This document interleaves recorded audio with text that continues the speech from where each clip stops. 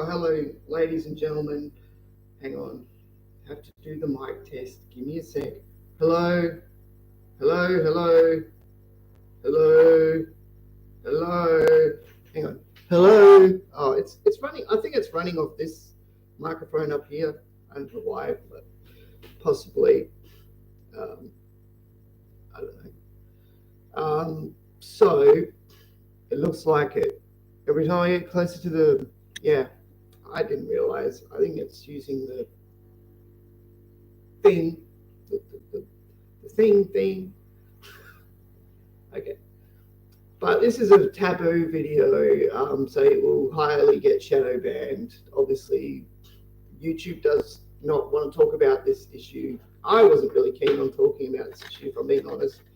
But due to the fact that Trump's brought this issue up, and I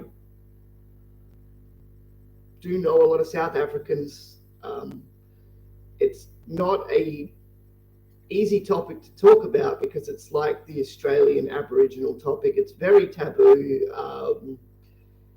it's highly controversial, and it's hard to talk about with a country like South Africa. I mean, South Africa isn't a third world country. Well, it kind of is because of sanctions, but it has a lot of resources and money, or can do, and it's one of those countries that is a democratic country. So it's one of those things that you sort of just go, okay, well, it's not like this is like it's clear cut. It's really not.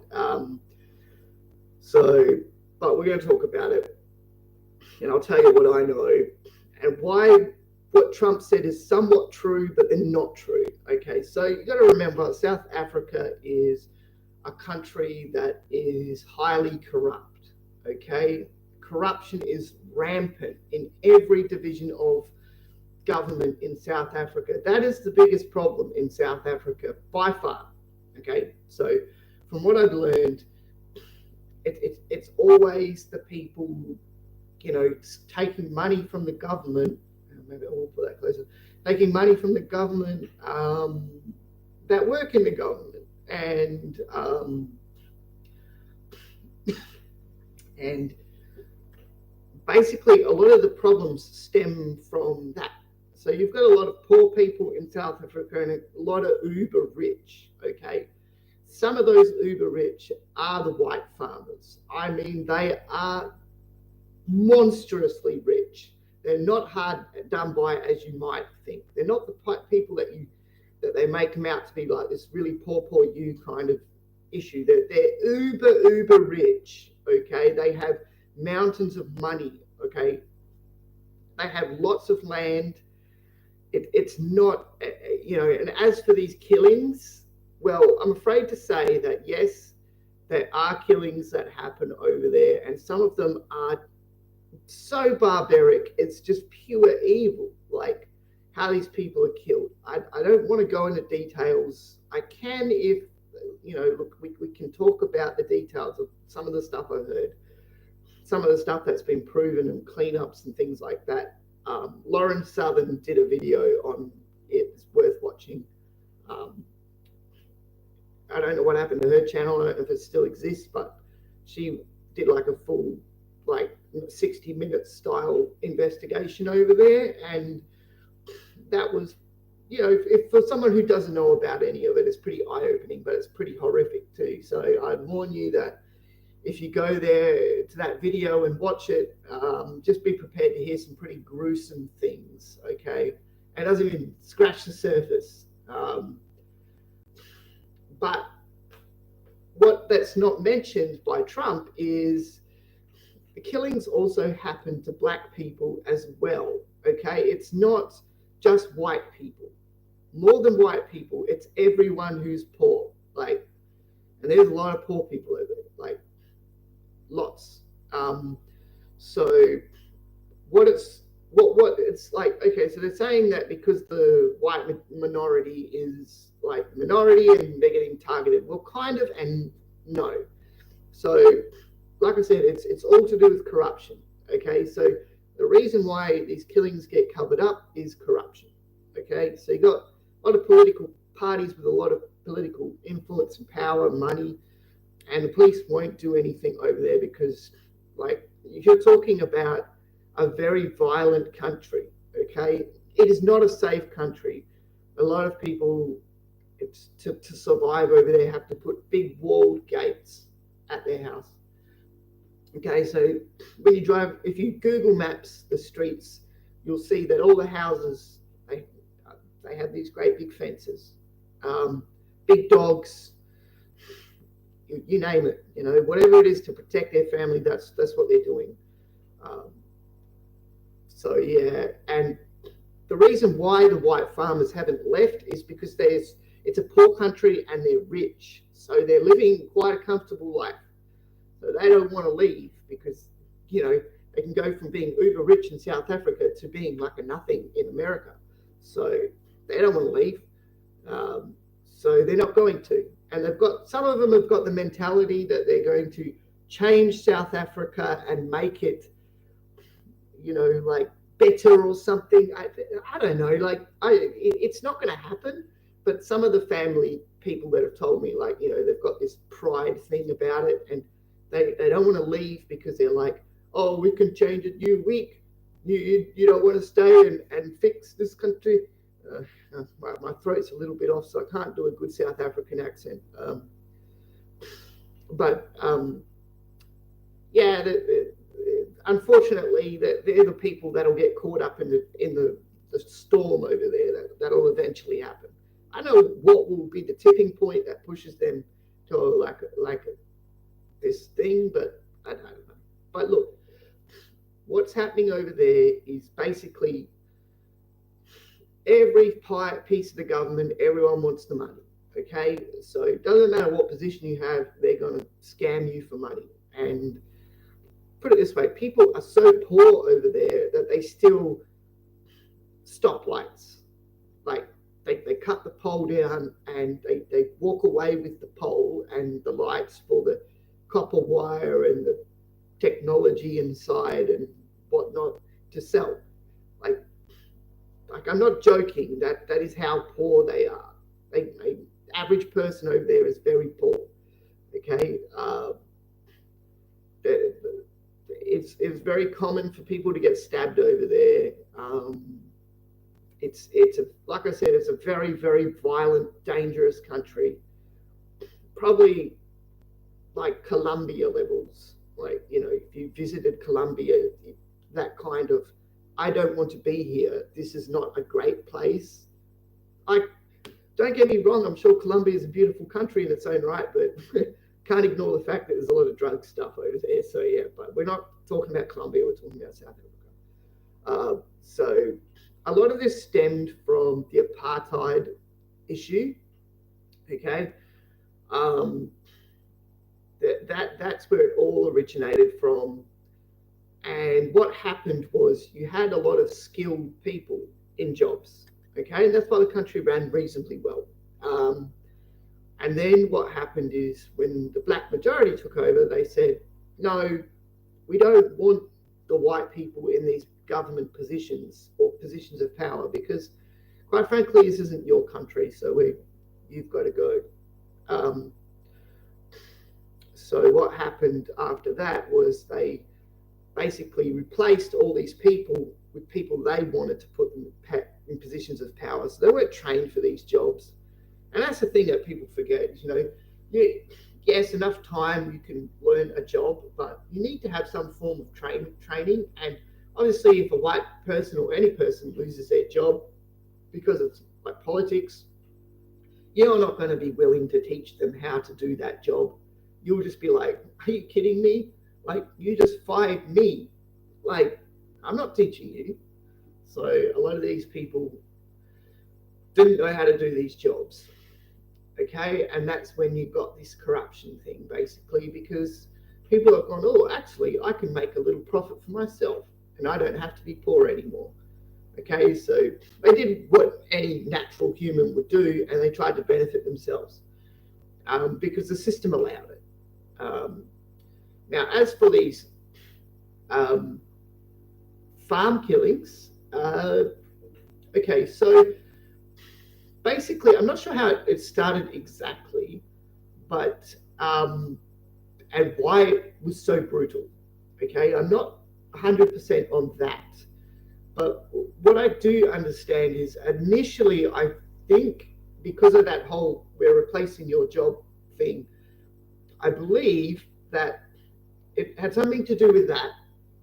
And along those lines, basically, these black folk, they went to these white farms and they worked for these people and they didn't like the farmers. They probably thought they were rude. Most people think South Africans are rude, white South Africans or Afrikaners, but they're not actually. If you get to know them and get past how they talk and just really listen to what they're saying, then you'll realize they're not actually rude. It's just you don't understand. That's it. They're actually very loving people. They're not nasty people at all. That whole thing is just a misconception. You just have to get to know them. That's the trick. So get past your ego and just think, look, they're from a different culture and a different background. So I have to understand what they're actually trying to say. And you'll realize that they're just no nonsense people. They just cut to the point. That's kind of how they are. So if you can get past, if you start looking at things like that, then you go, I see. Like, they're not trying to be nasty. They're just saying, look, I just want this done. Just put it there. That's fine. Or can you get that work done? That's it. Like, something like that. Because that's basically all they're really saying. They're not saying, I don't like you. You do what I say because I'm the one in charge. You person. Like, it's not like that. So that's just a little tidbits, but yeah. So what happened is these people felt mistreated, as far as I understand the whole situation, and because of that, they basically brutalized these people in really, really barbaric, horrible ways, like stuff that would come from your worst nightmares, stuff that comes from hell, like, just like this really evil ways of brutalizing people. Like I said, I don't want to go into it, but it's very morbid to talk about, and like I said, you can look it up. It's not something we have to discuss directly all the time. So basically,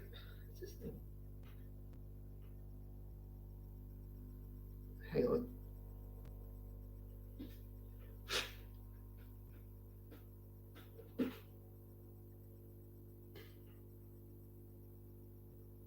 I don't know. This thing's not. Yeah, it's weird. So I think it stemmed from that. So the whole, they felt mistreated. They've been given the right to take jobs, and they've been given the right to do what they want, basically. So basically, these people have gone into these farms and done stuff. The reason why it gets covered up is because of the political movement in South Africa, because they all felt mistreated, or whatever you want to call it. The police don't want to do anything. In fact, the police are probably some of the most corrupt people in South Africa. That's without question. All right? Prove me wrong, South African police, but I'm 100% certain that your whole division is full of corruption, and a lot of your fact that you cannot enforce the law over there, and that's been proven beyond a shadow of a doubt, is the reason. Like, we're talking like they don't want to do their job, basically. They don't want to arrest people. They don't want to do nothing. It's basically like the police in Australia. They don't want to do nothing. So that's why people do whatever they want, pretty much. They only go after small fry because they know that's who they can target. That's it. They know that they can. They're like a bully gang. That's what they are. The police are like a bully gang. It's like most countries. Like the police, like they're not there for you. They're there for themselves, and they're like a gang. And they've just got a badge, and the government says you can do what you want. What is wrong with this stupid?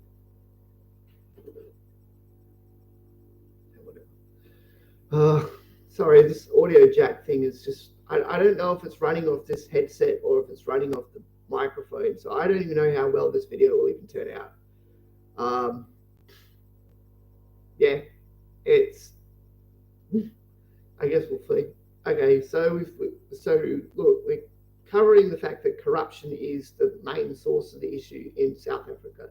We're covering the fact that yes, white farmers are targeted sometimes, but maybe not targeted specifically for them being white farmers. It might be more specifically because how they treat their staff and the fact that they're uber rich, people are jealous and angry, and the fact that um, yeah, because of the apartheid thing, and there's still like a resonance of that. Um, as for killings existing for other things like um, I don't know, like are there other killings going on between do whites and blacks both get killed? Yes. There is like, got to remember that the vast majority of South Africa is poor. Like we're talking like 48, 49% of the country is in a very poverty stricken state. Um, Again, that's due to sanctions on the country, that's due to um, the way that the country is run through the corrupt governments. And it doesn't matter which government's chosen, they're all corrupt. They all do the same thing. All right, they all take the money. If there's money to be taken and stolen, then that's what happens. And basically, so none of the money actually gets funneled back into South African people. And it's also the fact that for a long time there was a lack of training when it came to running these jobs and organizations, like like so let's say road maintenance or water maintenance or something. Like if you were a white person who held the majority of the jobs and you lost your job, then you ain't gonna be teaching whoever to do that job because they just took your job. So you're not going to be pleased with that situation. So that's essentially the main crux of the issue. Now, the reason why, like I covered, is the reason why a lot of white South African farmers haven't left is because they're actually uber rich in South Africa. Like they have lots of money, lots of land, and they're living in a poverty-stricken country, so they're doing very, very well. They're enjoying life, so they're not doing bad. They're not. A lot of these people are not doing poorly. So yeah, do white people get targeted in South Africa? Yes, unfortunately, they do. Look, what tends to happen is they don't get selected for like a government job. They don't get selected for many job opportunities. So a lot of them are poor. All right, a lot of them are very poor, poorly educated. They're not looked at in a way that would basically, they're not set up in life at a young age to succeed. Okay, so like with life, we try to teach young people how to survive. Is this thing working? Yeah. We try to teach young people to survive, give them all the basic skills they need to basically survive and prosper in the country through basic education, through basic social skills, through basic culture, through basic, just all the basic stuff, like what's right and wrong, what you need to do, what's important, blah, blah, blah. All right. So long story short, we try to do that for young people so that they've got a step in life that's going to help them take the next steps to grow. Okay. So that's key, right? So that comes from the parents, the schools, and society, right? So what, obviously, because South Africa doesn't have a lot of money, There is, if you're brought up in a poor neighborhood, if you don't have access to good schooling, if you don't have access to a healthy culture, and society is telling you doing bad things makes you more money, tend to gravitate towards that. That's just human nature. You gravitate to what helps you survive. Uh, that's not a specific thing or a target at anyone or South Africa. That's just people in general, right? So if you want to blame any particular system, it's basically these fundamental facts that are breeding a very unfortunate society, not just in South Africa, across the world, right? But again, we're talking about South Africa, so let's focus on that. So there is racial discrimination. I will say that there is absolutely racial discrimination in South Africa. Some of the things you could say specifically, it would be if there's a sick South African, right, and there's a black and there's a white and there's one bed at the hospital, the black person is going to get it. Okay, so that's an example. There is definitely, white people are definitely treated like second-class citizens. There's no question about that. That's just how that culture is over there.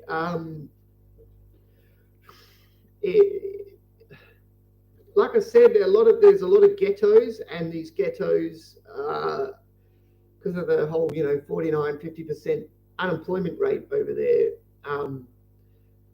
again due to sanctions and things like that, there are causes and effects. If the country has no trade or very little, there isn't going to be an opportunity for work, is there? So that's why governments sorting these things out is very important. Okay, that actually should be South African government's probably number one priority, is to encourage international business back in South Africa. But very hard to do because of the violence. I mean, if you're a business owner, say of a Coles or a Woolworths or a Walmart or Audi or something, you're not going to want to set up shop in South Africa. Okay, you're going to look at that and go, a lot of thieving and violence and corruption. If we set up shop there, we're going to lose money. We're not going to get anything out of it. So we don't want to do that. All right. I'm going to give you a primary example of that. A friend of mine, won't mention names, obviously. She was watching the riots there probably like 2 or 3 years ago. She was showing me these videos of these people going into stores and just taking everything, right? TVs, everything, like loading their cars up. There was no security. There was no way anyone could stop it anyway. Even if there was thousands of people doing this, thousands. And basically they gutted these stores, and she was crying, and she would say, can they not see? I plead with them. I message them and I say, please don't do these things. And she's a black South African, by the way. Just so you know that they all want the same thing of a good South Africa, but it doesn't always happen the way you hope. There's bigger problems, right? So these shops would have to close down, okay? They cannot exist without the products. They've lost millions of dollars of merchandise. They're gone. These shops are gone. And these people don't understand that by stealing everything in that shop, your local supermarket, your local whatever, like Retrovisions or electronics shop or whatever you want to call it, or whatever shop that was stolen from, they cannot exist anymore because of that stock loss and the danger of it happening again. So they will just close up shop and go.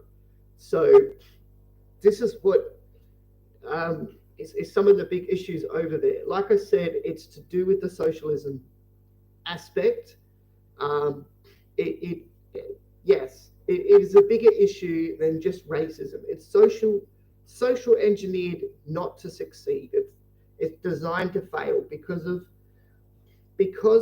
the. Okay, we're going to cover it again just so we reiterate the real issues here. Is to do with corruption. Okay, that is the number one stem for this. Then you've got the poor education. Then you've got society encouraging theft, okay, and crime and joining gangs and whatnot, and this ghetto speak. Like, I don't know where ghetto speak became the norm. Like, you see it in America where they talk not proper English, and it's like, look, this kind of attitude does not breed healthy society, okay? Talking like dull, you know, like like cutting words out and sounding like a less intelligent person, even though you know how to speak. I know a lot of these people know how to speak, and basically, like, or you know, copying Futurama. And so, I'll give you an example because you hear a lot in America. Actually, they don't say ask like ASK, like how it's spelt. They say ax. I ax you a question. AX or AXE, like as in the cutting tool. Like, talk proper English, okay? The reason why you talk proper English is so people understand what you're saying. Anyway, so because of that, the country and obviously you're not setting people up for success by not teaching them the basics they need to know, and basically you're just teaching them how to survive in the most horrific situations you can find, okay? And then on top of that, putting those people in positions of government, and of course they're going to go, well, I've learned all this other stuff from growing up, and I'm going to apply it to the government position that I was given. So that is essentially how you get these uber corrupt, uber destructive societies that are self-destructive. They're going to fall apart on their own without the aid of anyone. You can put $100 billion into South Africa and you wouldn't see a cent go anywhere useful. You wouldn't see it actually prosper in any way. There wouldn't be any change. Money won't change that place, okay? It's a mentality shift. That is the only thing that will fix that country. Would removing the white people from South Africa fix anything for the country in the long run? No, it would not. Okay, it would have changed the facts about the country. Like I said, there are a lot of uber rich white people over there that wouldn't want to leave anyway. So that wouldn't happen. It would still be a white minority. Do I think some of the white people should leave because of danger to their lives because of the political movements over there? Yes, absolutely. There's a big South African community in Western Australia, I can say. Culturally wise, South Africans are very similar to West Australians and Texans. So I would say that any one of those places would be a good place for them to move. They would assimilate very well, very quickly, and in a short time, they'd be able to set themselves up. But the reasoning is, of course, I would say that that there has to be, there'll have to be a mind shift over there. Will it happen? No, it won't. South Africans are stubborn by nature, and they won't even like this video because even though it might highlight some of the issues that is going on over there, there's probably a lot more. They don't want to change, okay? They're very conservative, so they will not want to change. So mind shift won't happen. As for these like Julius Malema type people, they're actually kind of a fringe group. They're not actually the main parties in South Africa. I think a lot of them kind of like treat them like a joke group. But unfortunately, they do gain power, and that's the old saying, Sorry, I got something on my screen. That is the old saying, first you get laughed at, then you kind of get noticed, then people hear what you're saying, and then they follow or something. I don't know. There's like a 4-step process there that kind of happens naturally. I can't remember how it all goes, but it's always you get laughed at first. That's essentially basically the first step of getting people to listen. So first, so that's kind of like how it is. I can't remember exactly how it all goes. Um, it's one of those things. Look, guys, it's a very, very taboo topic we're talking about. South Africa has a lot of problems. They're heavy problems. None of them are easy to solve.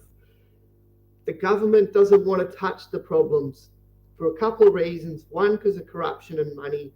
Secondly, because they probably lose their position of power if they even went after it. Okay?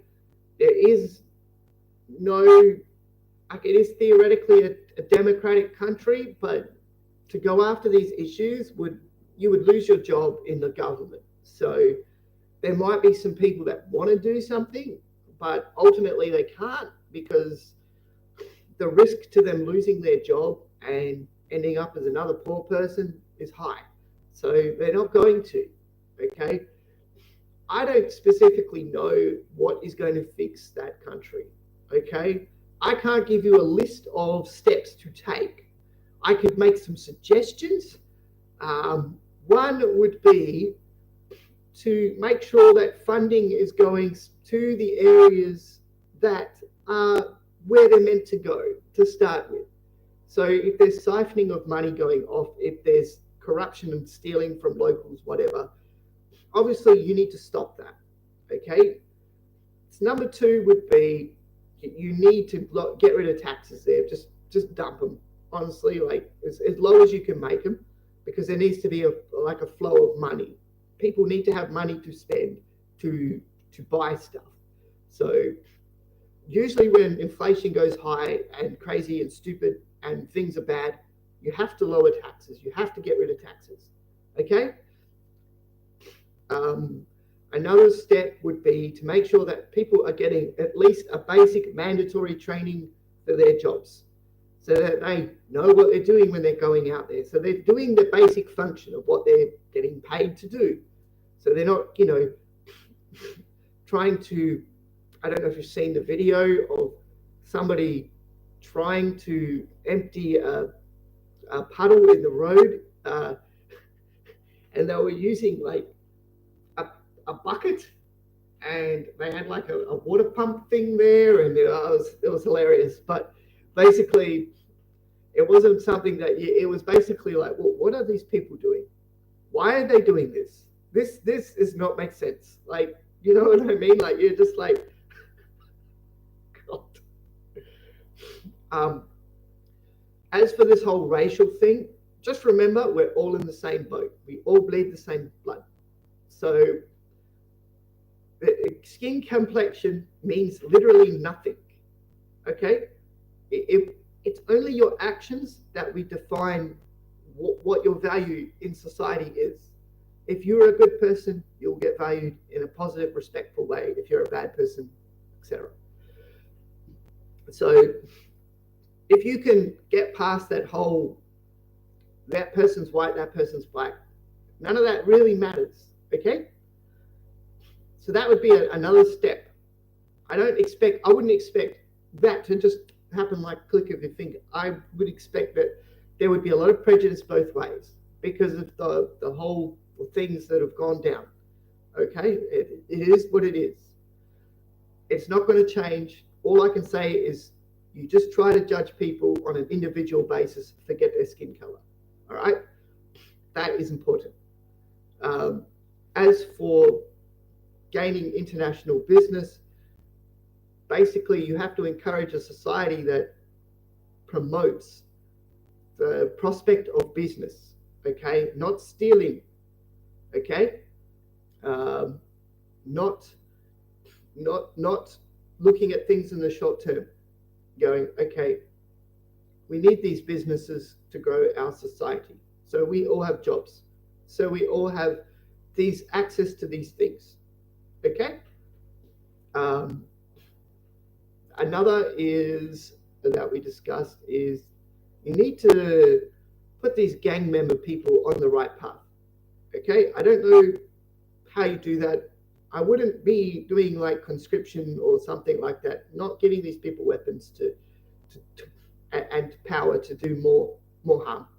I would say something along the lines of they need to be put to work somehow that's useful to society. Maybe teach them skills and say, look, there's a better way. You don't need to do stealing.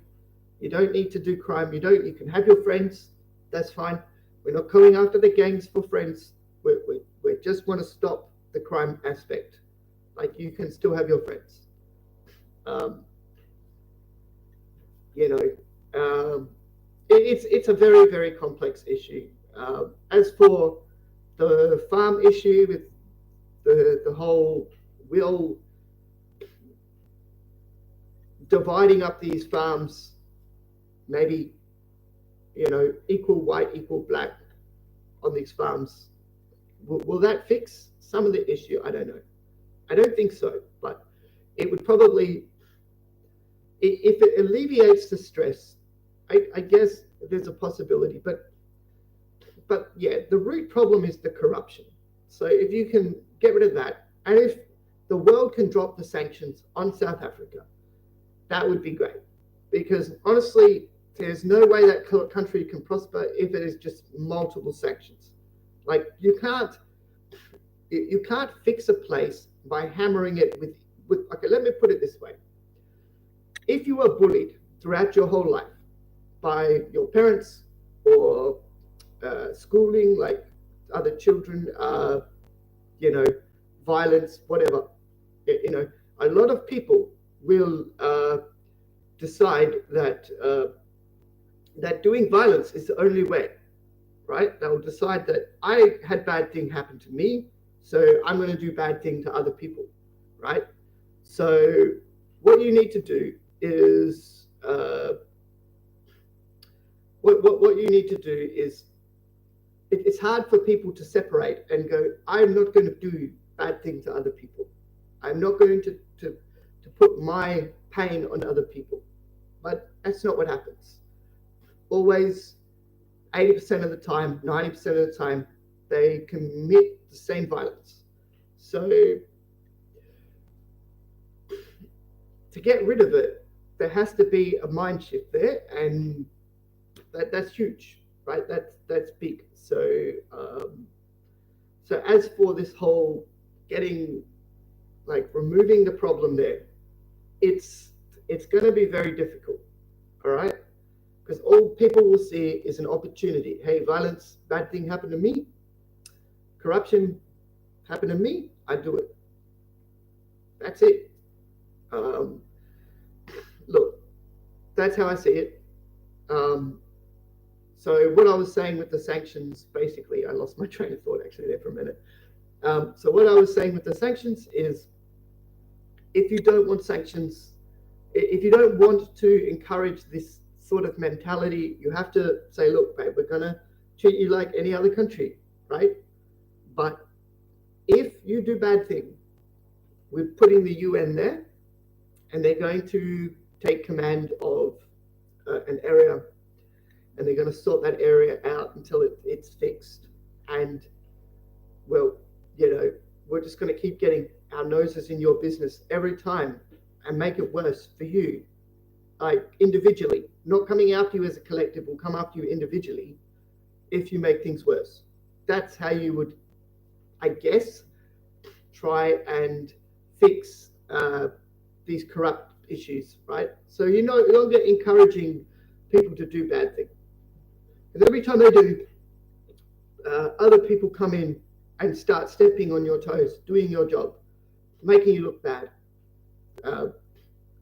You know, basically doing everything they can to just say, look, we're not going to take this. You're just going to follow the rules like everyone else. You do your best. Doesn't have to be equal to everyone, but you're going to do your best. That's what you're going to do. All right.